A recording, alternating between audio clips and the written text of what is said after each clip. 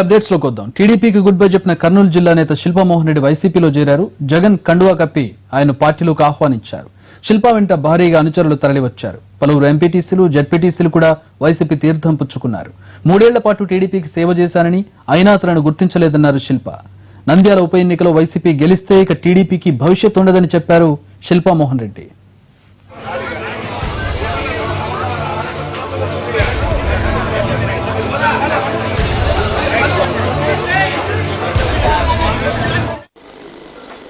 మరి ఈరోజు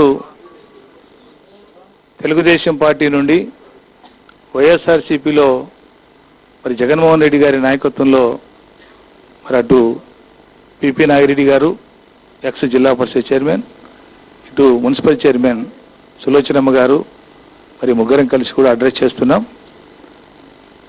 మరి ఈరోజు మేము తెలుగుదేశం వేయడానికి కారణాలు, తెలుగుదేశం నుండి వైఎస్ఆర్సీపీ ఎందుకు వస్తున్న విషయం కూడా మీకు రాష్ట్ర ప్రజలకు తెలియజెప్పాల్సిన అవసరం ఉంది.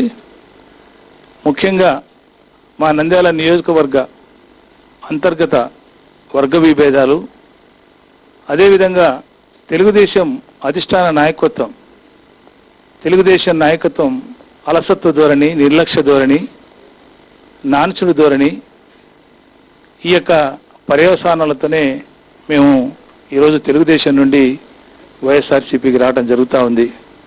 ముఖ్యంగా మా నంద్యాల నియోజకవర్గంలో ఎన్నో సమస్యలు ఉన్నాయి.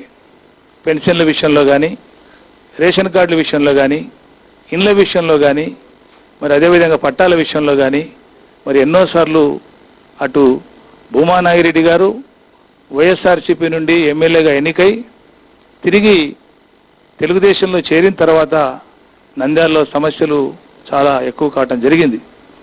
మరి ఆ రోజు మేము భూమా నాగిరెడ్డి గారు ఉన్నప్పుడు ఎన్నో సమస్యల మీద ఇద్దరం కూడా ఘర్షణ దూరంలో పోవడం జరిగింది.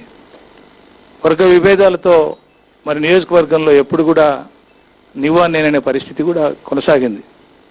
మరి ఆయన దురదృష్టవశాత్తు చనిపోయిన తర్వాత వాళ్ళ కూతురు మంత్రి గారు అయిన తర్వాత, అఖిలప్రియ గారు మంత్రి అయిన తర్వాత కూడా మరి అదే ధోరణి కొనసాగడం, ఏమాత్రము కౌన్సిలర్స్ను కానీ, మున్సిపల్ చైర్మన్ కానీ, గ్రామ నాయకులను కానీ, సర్పంచులను కానీ, ఎంపీటీసీలను కానీ, జెడ్పీటీసీలు కానీ, ఎంపీపీలు కానీ ఎవరిని కూడా పరిగణలోకి తీసుకోకుండా వాళ్ళ ఇష్టారాజ్యంగా మరి నియోజకవర్గానికి వచ్చినప్పుడు కనీస విషయం చెప్పటం కానీ, నియోజకవర్గ సమస్యలు ఉన్నప్పుడు దాన్ని చర్చించటం కానీ, కనీసం ప్రోటోకాల్ ప్రకారం ఓపెనింగ్స్ చేసినప్పుడు కౌన్సిలర్స్ను కానీ, మున్సిపల్ చైర్మన్ కానీ పిలిచిన